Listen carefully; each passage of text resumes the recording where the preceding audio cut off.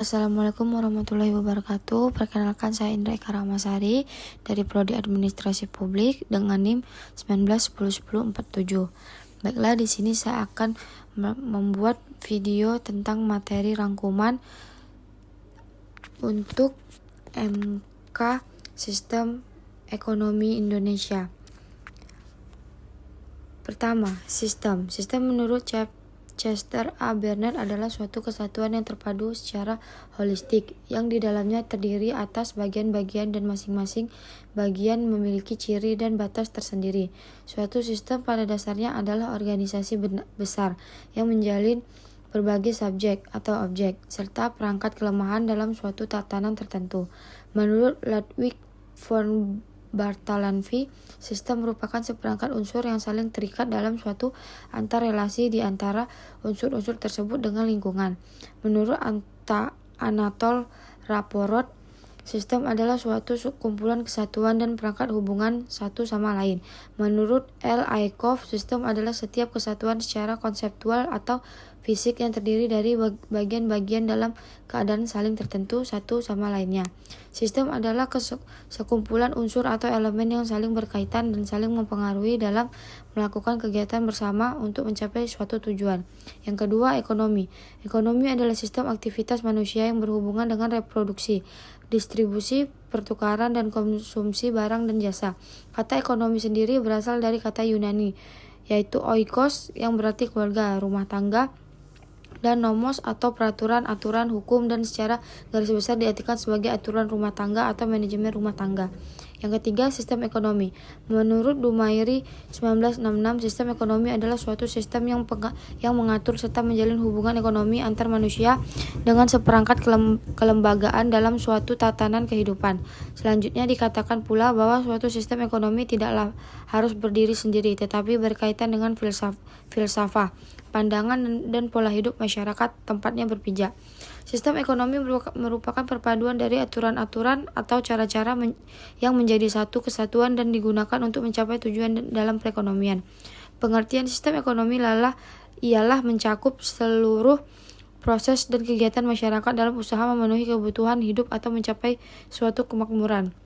Sistem ekonomi adalah suatu kumpulan dari aturan-aturan atau kebijakan-kebijakan yang saling berkaitan dalam upaya memenuhi kebutuhan untuk mencapai kemakmuran.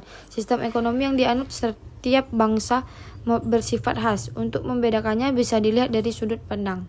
Yang pertama, sistem pemilikan sumber daya atau faktor-faktor produksi. Yang kedua, kebebasan masyarakat untuk dapat berkompetisi antara satu dengan yang lain.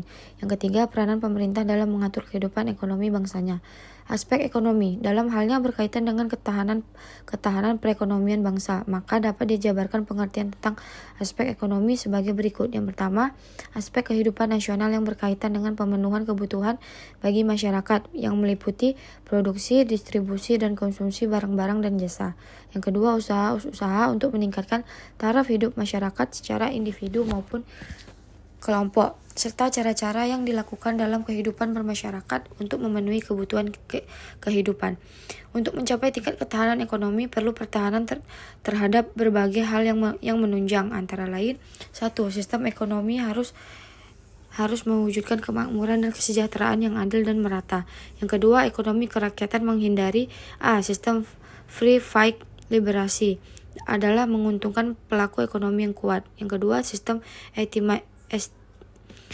etastisme adalah mematikan potensi unit-unit ekonomi di luar sektor negara. Yang ketiga, monopoli adalah merugikan masyarakat dan bertentangan cita-cita keadilan sosial. Yang ketiga, struktur ekonomi dimenetapkan secara seimbang antara sektor pertanian, perindustrian, dan jasa. Yang keempat, pembangunan ekonomi dilaksanakan sebagai usaha bersama di bawah pengawasan anggota masyarakat, memotivasi dan mendorong peran serta masyarakat secara aktif. Yang kelima, pemerataan pembangunan. Yang keenam, kemampuan bersaing. Unsur-unsur kebijakan ekonomi. Yang pertama, kebijakan harga dan upah. Melindungi konsumen ditetapkan harga maksimal, untuk melindungi produsen ditetapkan harga minimal, yaitu HEAD.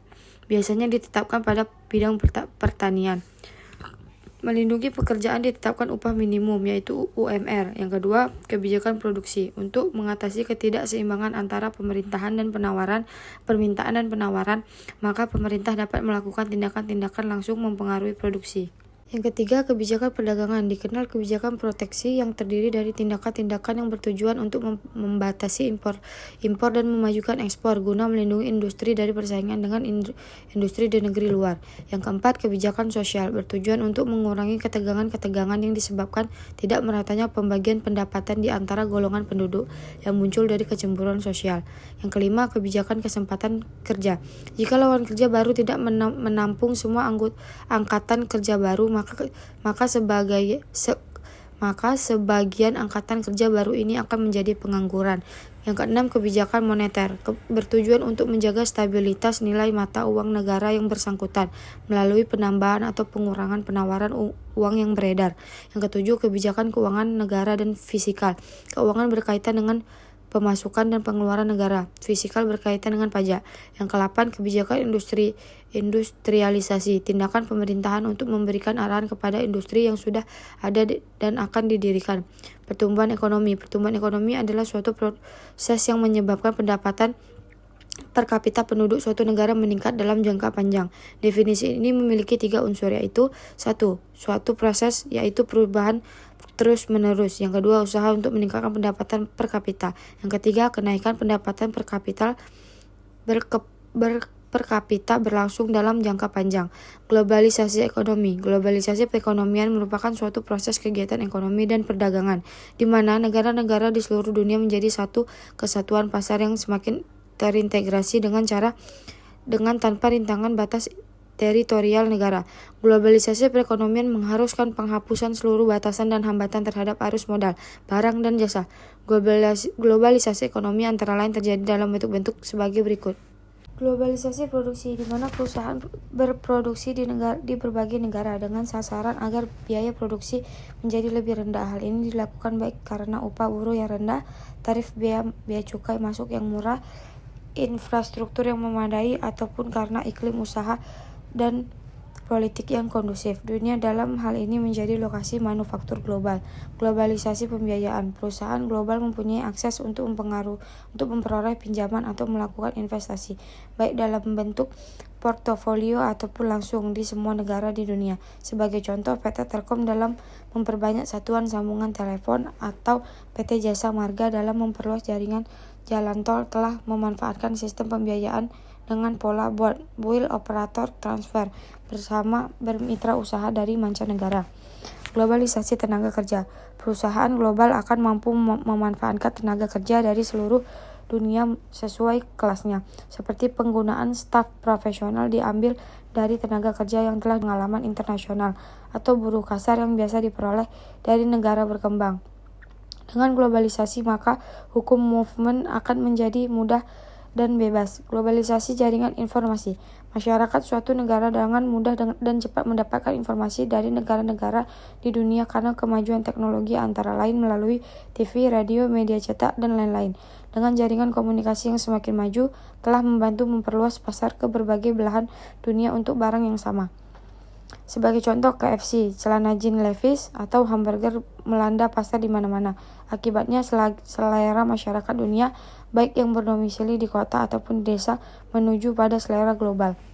Globalisasi perdagangan. Hal ini terwujud dalam bentuk penurunan dan penyeragaman tarif serta penghapusan berbagai hambatan non-tarif.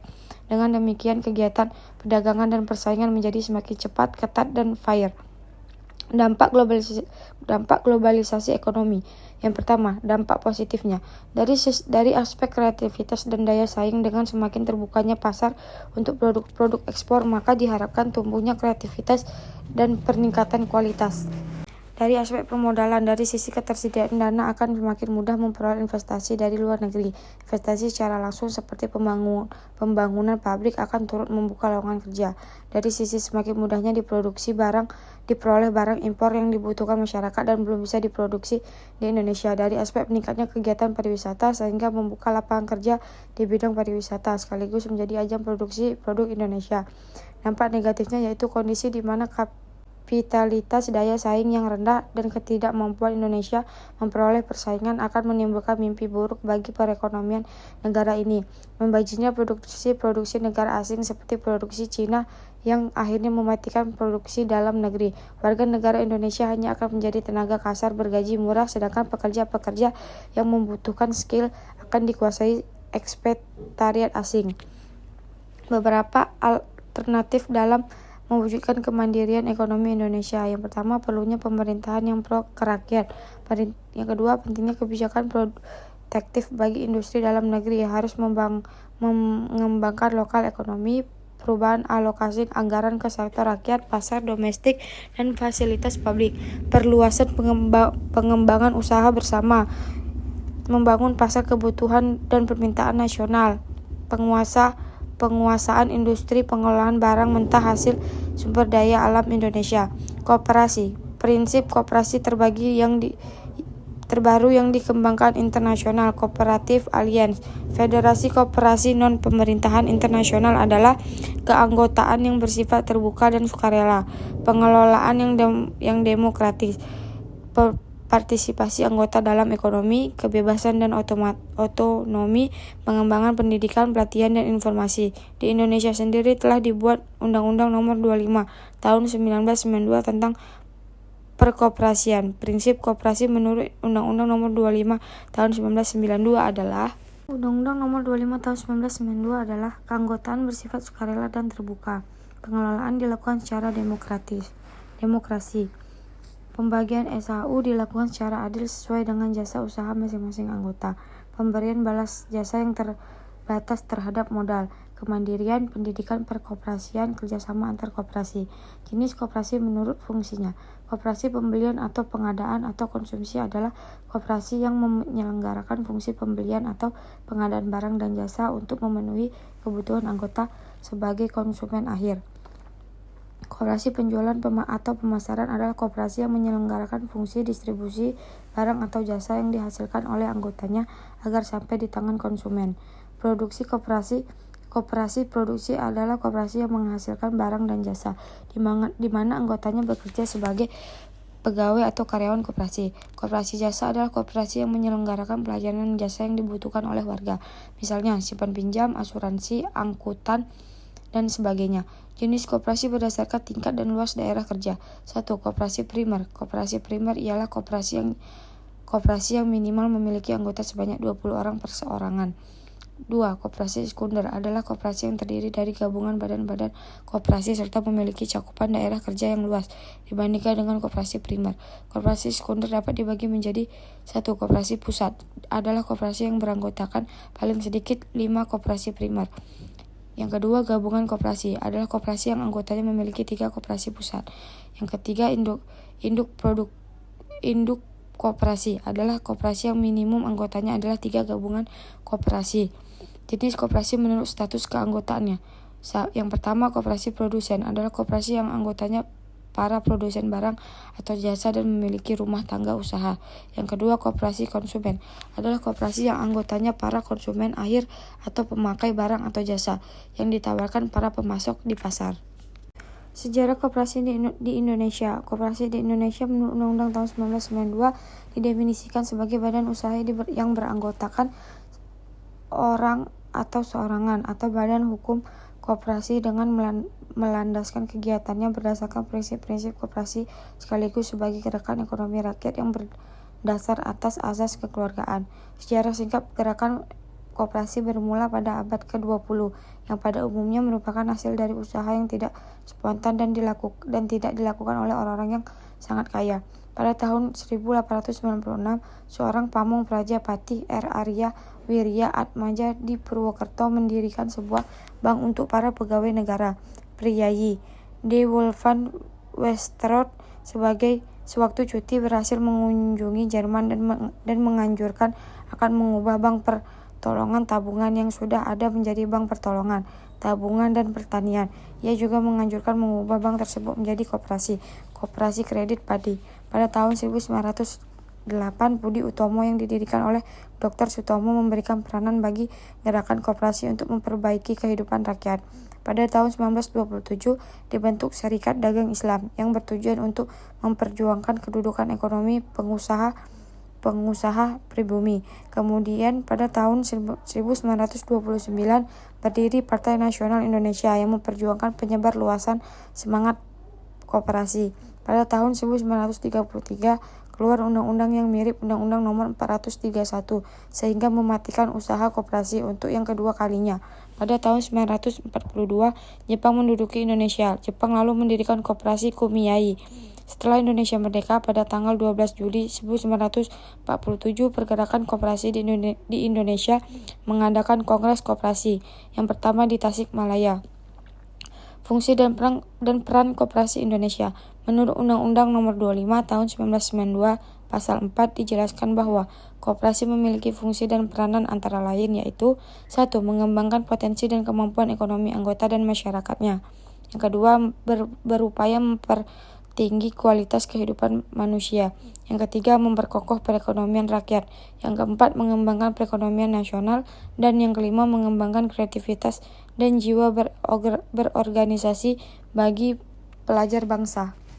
Arti lambang koperasi. 1. Perisai, upaya keras yang ditempuh secara terus-menerus. Hanya orang yang bekerja keras yang bisa menjadi calon anggota dengan memenuhi beberapa persyaratannya. Yang kedua, rantai di sebelah kiri, ikatan kekeluargaan, persatuan dan persahabatan yang kokoh, bahwa anggota sebuah koperasi adalah pemilik koperasi tersebut, maka semua anggota menjadi bersahabat, bersatu dalam kekeluargaan, dan yang mengikat secara anggota adalah hukum yang dirancang sebagai anggota dasar. Yang ketiga, kapas dan padi di sebelah kanan, kemakmuran anggota koperasi secara khusus dan rakyat secara umum yang diusahakan oleh koperasi. Yang keempat, timbangan, keadilan sosial sebagai salah satu dasar koperasi, biasanya menjadi simbol hukum. Yang kelima, bintang, dalam perisai yang dimaksud adalah Pancasila. Yang keenam, pohon beringin, simbol keadilan sebagaimana pohon dalam gunungan wayang yang dirancang oleh Sunan Kalijaga. Yang ketujuh, koperasi Indonesia. Koperasi yang dimaksud adalah koperasi rakyat Indonesia, bukan koperasi negara lain. Yang kedelapan, warna merah putih. Warna merah dan putih yang menjadi background logo menggambarkan sifat nasional Indonesia. Sekian presentasi yang bisa saya sampaikan, terlebih dan terkurang saya mohon maaf. Assalamualaikum warahmatullahi wabarakatuh.